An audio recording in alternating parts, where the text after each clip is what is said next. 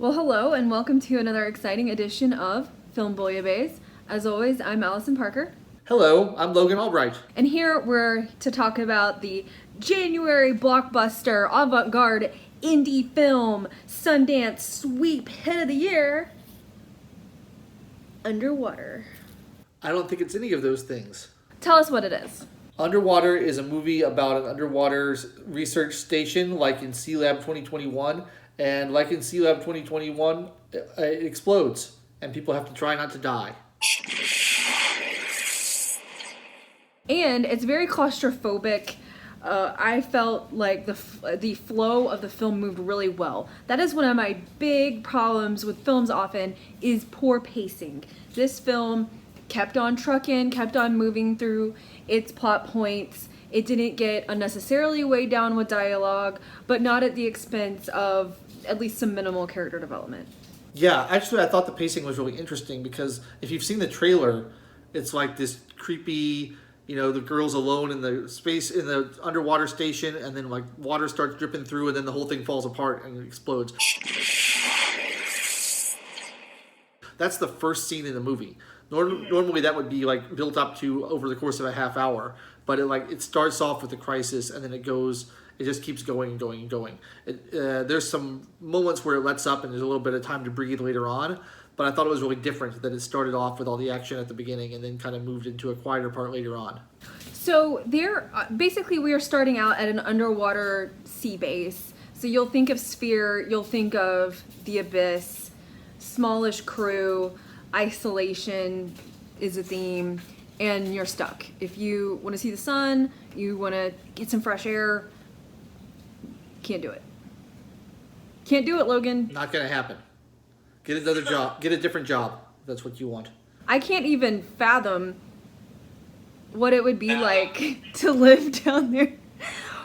Would you ever, just as even an experiment or for like a 3-month period, would you try to live down there and work so far under the sea? It takes place in the Mariana Trench, the deepest part of the planet.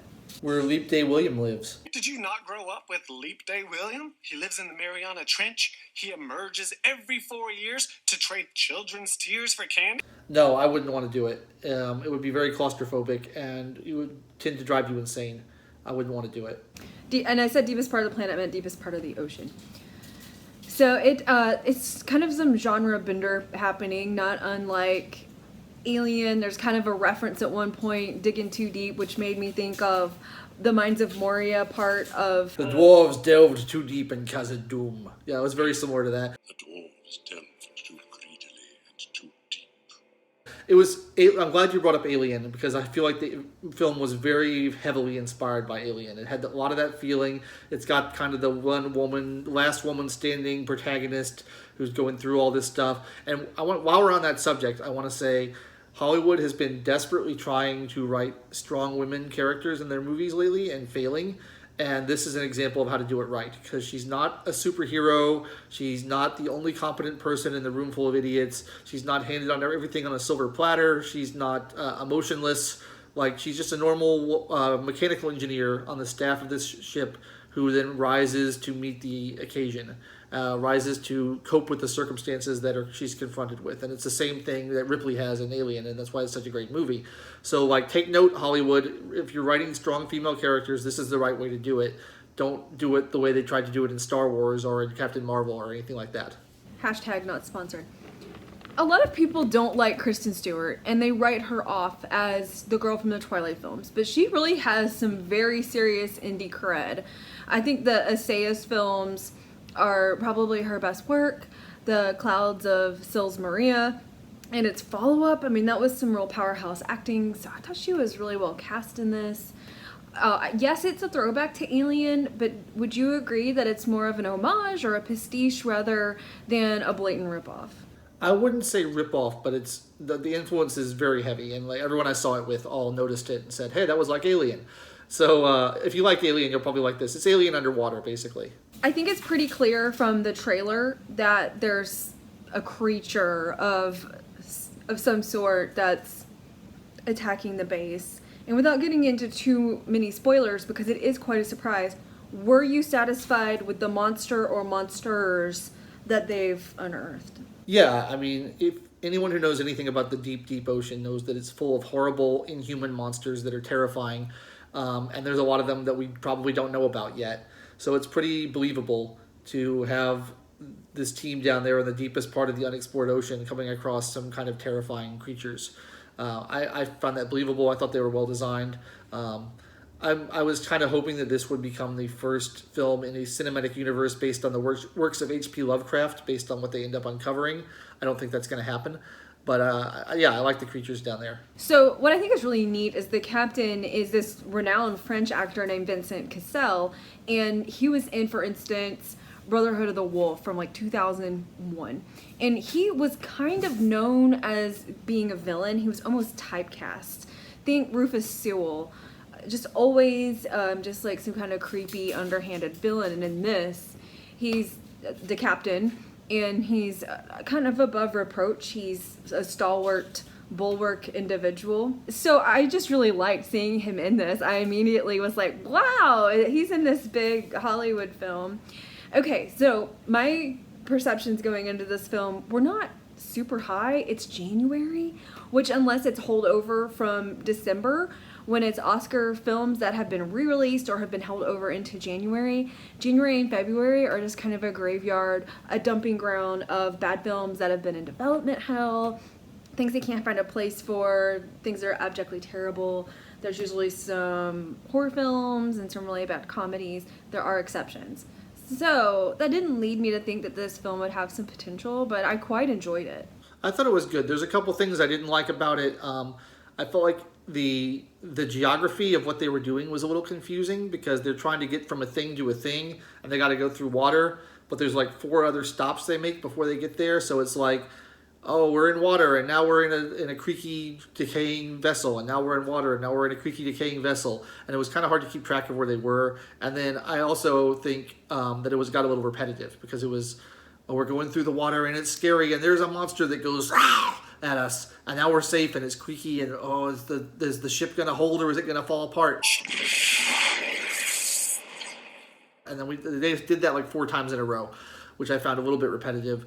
Also, it doesn't help that everything looks the same, which is just the nature of the film you're making. You know, every scene looks exactly the same because it's all underwater research station or dark bottom of the ocean.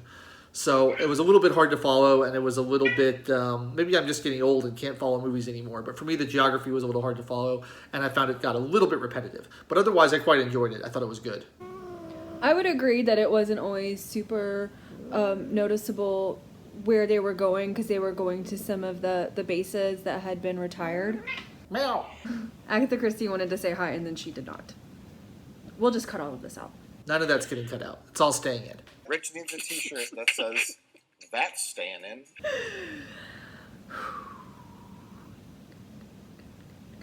So I would definitely not be the kind of person that would ever go into space or go deep underwater. I have a thing about water really as it is, so I am the last person that you would ever see in an underwater marine base unless something incredibly terrible has gone awry. Or a foul, or askew. Well, that's okay. I don't think anyone's going to ask you to. Right. I think if they come for people to populate the bottom of the ocean, you will not be the first on their list. Rude. Maybe the underwater sea base needs a good in-house counsel. Yeah. But it's not like they're gonna ask you. Like we need an underwater economist. I didn't say they would ask me. Of course they wouldn't ask me. Underwater economist sounds like an indie band name. Are you done? Are you done? I think that's all I have to say about the film. It was enjoyable. It wasn't amazing, but it was good. It was better than I expected, given that it's January. The friend I saw it with liked it a lot, and it's definitely not his typical genre. I know that you went with some people. What did they largely think about it, other than the alien comparator? That pretty much, they shared my opinion of it. They liked it. Oh, the other thing I was going to say is we felt like there was some undeveloped themes that could have been gone into more deeply, and we wondered if like this was a shorter cut than what the director wanted to have initially. Because there were some things that were mentioned early on that didn't really have a payoff. Like the first thing the main character says in the movie is like, when you're underwater, you can't really tell what's a dream and what's real. And so you keep expecting like something to be a dream sequence or some kind of hallucination to happen, and it never really does. There were a couple themes like that I felt were not super well paid off or paid off at all. And I wondered if there was a longer cut where some of those things could have been explored more deeply. The mental effect of being underwater, not being able to tell what's a dream and what's real. So that's something I thought could have been gone into in more depth. So what's next on your must-see list? Oh, what is coming out? I'm going to be going to see Sam Mendes's 1917. I hear people say Mendez, but I'm pretty sure it's Mendes, so if I'm wrong, please forgive me. It's Min Diesel. I don't know. 1917 looks good, but I'm not really a war movie guy, and I feel like I've been seeing previews of it for like 8 months, and so I kind of am sick of it just from seeing so many previews, so I probably won't go see it, but I don't know. I think they are actually making a Lovecraft movie. It's coming out shortly that I'll definitely go see. It always surprises me they haven't delved more into that as a source material for cinema. Which is it gonna be? The Color Out of Space or something like one of those stories. Oh, that's not what I would have expected. Okay, thank you for being with us here on Film Bouillabaisse. I'm Alison Parker. I'm Logan Albright, and thank you as always, Allison, for keeping it so real.